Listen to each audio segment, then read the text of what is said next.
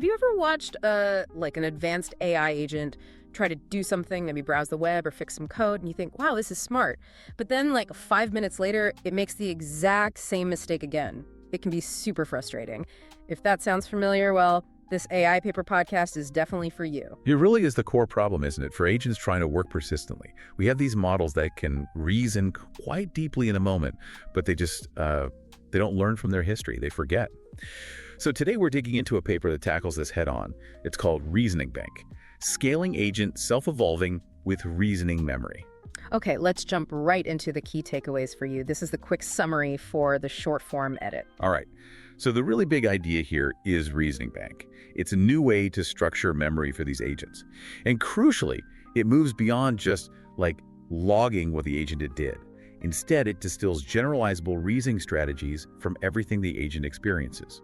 Think of it less like a raw transcript and more like a strategic playbook. And what really makes it different, you mentioned, is that it doesn't just learn from successes, it actually learns from the agent's failures too. That seems, well, critical. Exactly. It uses self-judged success and failure. Yep. So those mistakes, they aren't wasted. They become guardrails, things not to do next time, super valuable. Okay, and there's another piece to this, right? MAT-TS. Yep, MAT-TS. That stands for Memory-Aware Test Time Scaling.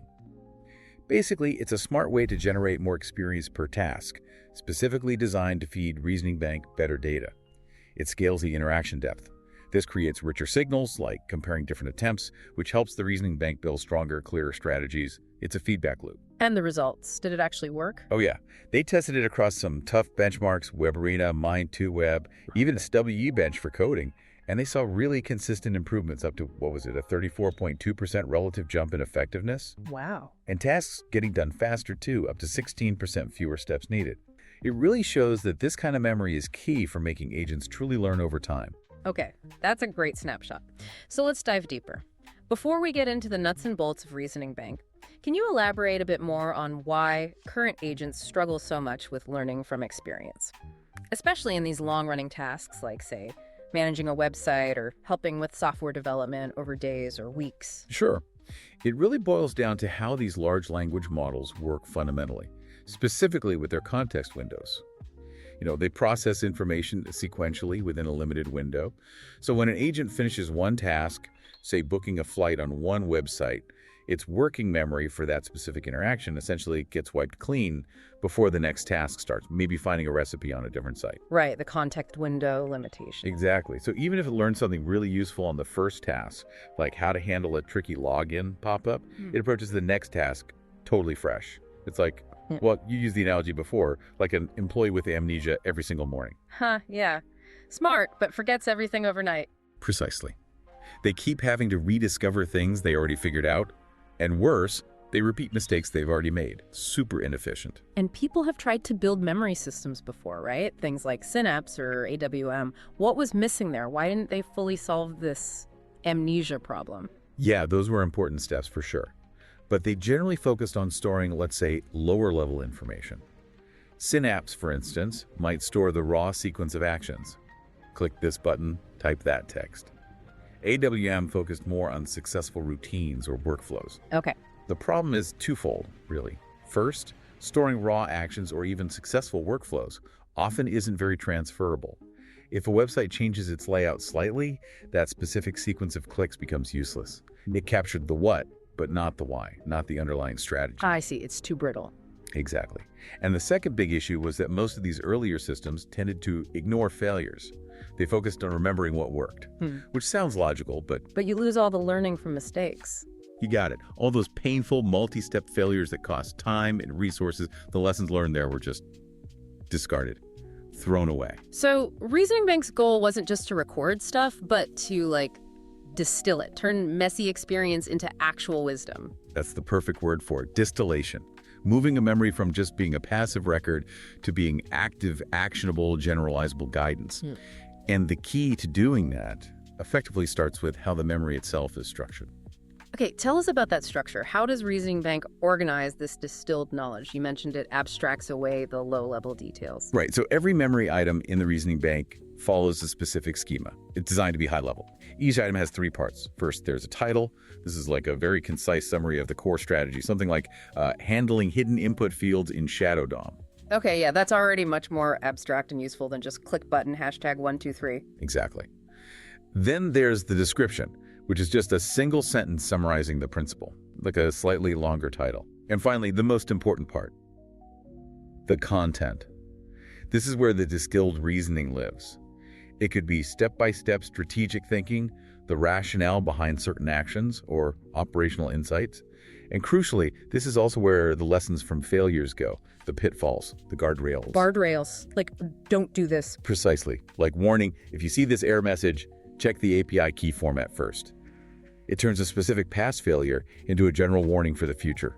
This whole structure makes the memory easy to search using embeddings, and also, easy for us humans to look at and understand what the agent is learning. That sounds like a proper learning loop. So how does the agent actually use this structured memory while it's working on a task? It's a neat closed-loop process with three main stages. First is memory retrieval. When the agent gets a new task instruction, it first does a quick search across its entire reasoning bank. It uses embedding similarity to find the most relevant memory items, usually just the top one, top K, where K1 is the default they used. Okay, so it finds the best piece of advice from its past. Right. And then it takes that retrieved memory, the title, description, and content, and injects it directly into its prompt, like a system instruction. It's like the agent quickly consulting its personal strategy guide before it even starts thinking about the first step. Got it. So the bank guides the agent's thinking. Now, the other side of the loop. How does the agent add new knowledge to the bank? How does it learn? That's the second stage, memory construction or extraction. So the agent completes a task, or maybe it fails trying. It generates a trajectory of actions and reasoning. Now it needs to know, was that any good? Should I remember this? And this is where they use the clever trick, an LLM as a judge. So the agent judges itself. It doesn't need external human feedback or ground truth labels for every single action. Exactly. The agent uses an LLM, potentially itself, or another powerful model, to evaluate its completed trajectory against the original task goal. Did it succeed? Did it fail? If it succeeded, great.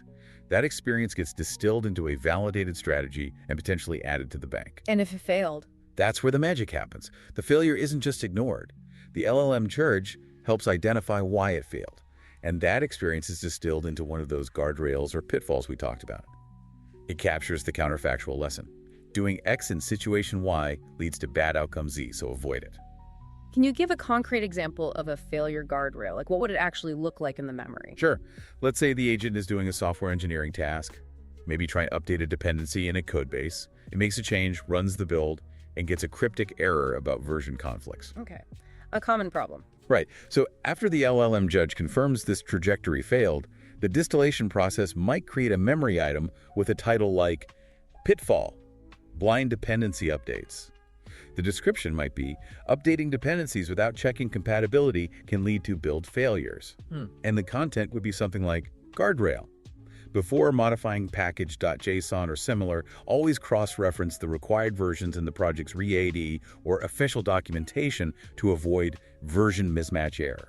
If encountered, revert the change and verify versions. Wow, okay. That transforms a specific error into a general operating procedure. Much more useful. Exactly. It's structured learning from failure. And then the final step is just adding these new distilled memories, success or failure based, into the bank. That's memory consolidation. In this paper, it's a straightforward additive process. New distilled insights, whether strategies or guardrails, just get added to the reasoning bank. So it continuously evolves and grows richer over time. Okay, so ReasoningBank provides the structured, evolving knowledge base. Now let's talk about the other key component you mentioned. Madbow's memory-aware test time scaling. How does that fit in? You said it's about scaling depth. Right. MatVath is all about generating better quality experiences to feed into the reasoning bank. It's not just about doing more tasks, it's about exploring each task more deeply. Think of it this way. Reasoning Bank needs good raw material to distill insights from.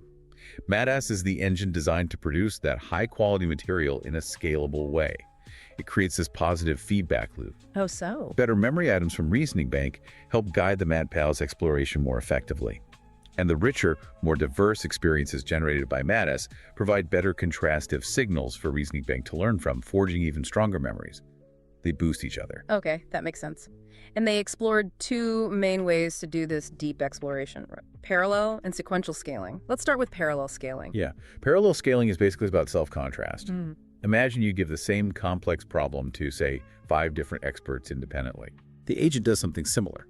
For a single task query, it generates multiple, say, different trajectories in parallel. It tries to solve the problem in different ways. By comparing these different attempts, some might succeed, some might fail. They might use different approaches. The agent can identify patterns that are consistently successful across multiple attempts. It helps filter out solutions that maybe worked once by luck, a fluke. So it finds the robust strategies, and the final answer is taken from the best one. Exactly. They typically use a best-of-n-bone approach. If any of the dollar trajectories succeed, the task is considered successful, and the analysis for memory focuses on contrasting the successful and failed paths among those dollars attempts. Got it. And the other approach was sequential scaling. How's that different? Sequential scaling uses self-refinement. This is more like asking one expert to write a draft solution and then immediately critique and revise it, maybe multiple times. Like iterative improvement. Right. The agent generates an initial trajectory. Then it reflects on that trajectory, identifies potential flaws or areas for improvement, and tries to refine it. This refinement process itself, the intermediate thoughts, the corrections, the reasons why it changed its approach, generates really valuable data for the reasoning bank, even if the final refined path still fails. So one explores breadth, parallel. The other explores depth on a single path, sequential. Did they find one worked better? They did compare them, looking at the results, say on the Web Arena shopping benchmark using Gemini 1.5 Flash. Increasing the scaling factor dollar really helped bad tests. For parallel scaling, the success rate went from about 49.7% with no scaling up to 55.1% at K5 abouter. A nice jump. That's significant. Definitely. But the key comparison was MATTEST versus just plain test time scaling, which is basically scaling without the smart reasoning bank layer doing the distillation and guidance. And Mantis was better. Consistently. ManTS outperformed vanilla TTS. It showed that just generating more attempts isn't enough. You need the memory structure like Reasoning Bank to actually learn from that extra exploration to make sense of it all. Otherwise, you hit diminishing returns much faster, or the noise might even hurt. That makes sense. What about parallel versus sequential? That was interesting too. They found that sequential scaling often gave a good boost initially at lower values of taller dollars.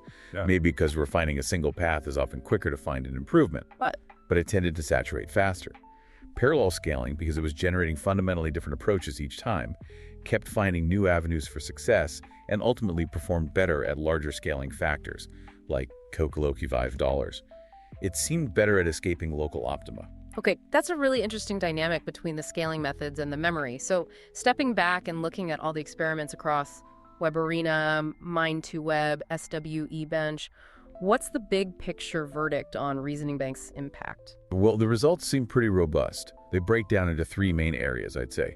First, just raw effectiveness. Did it solve more tasks? Yes, consistently. Across the board, Reasoning Bank achieved the highest success rates compared to baselines without memory or with older memory types.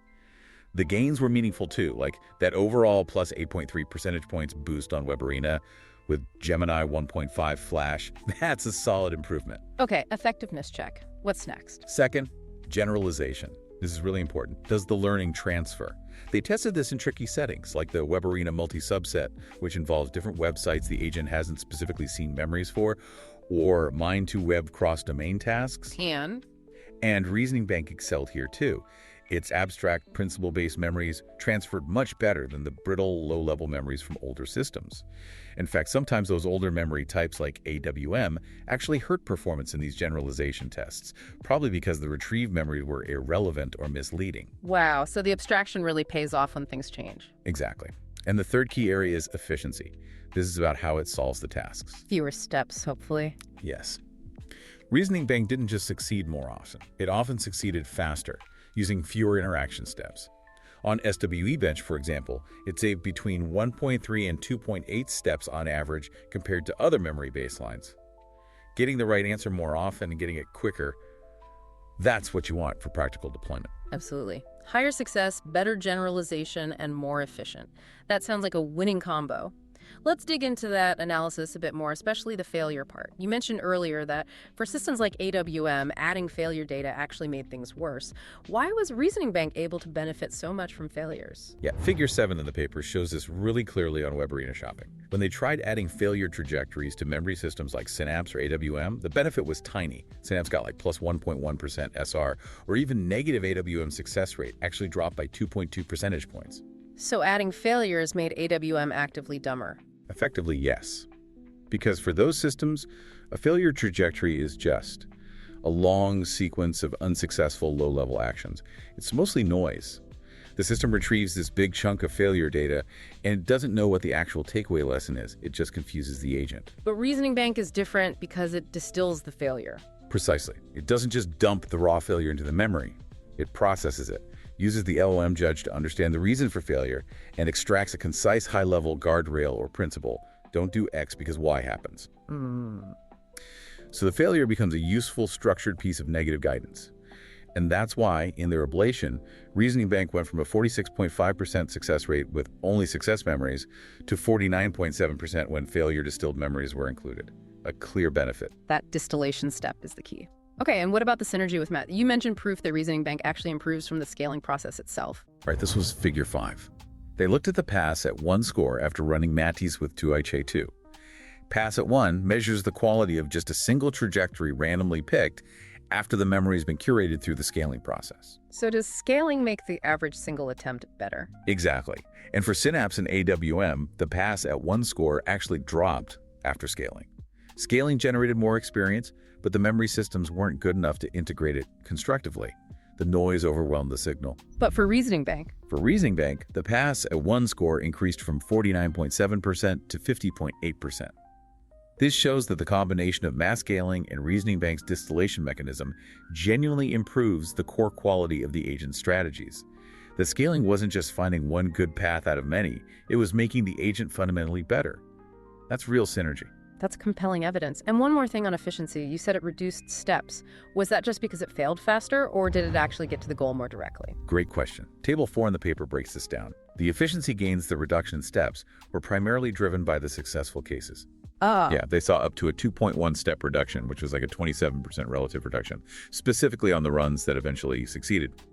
This means the memory isn't just helping the agent give up earlier on lost causes, it's actively guiding the agent along a more direct path to the correct solution, avoiding known pitfalls and dead ends. That's a much stronger indicator of useful guidance. And finally, they had some examples of how the memories themselves change over time. Yes, the case study in Figure 6 was fascinating. You could see the evolution. Early memories might be very procedural, like click button A, then type B. But as the agent gained more experience and distilled more insights, the memories started becoming much more high-level and strategic. Things like strategy, cross-reference item details with task requirements before purchase, or recovery. If navigation fails repeatedly, try resetting filters and reevaluating search terms.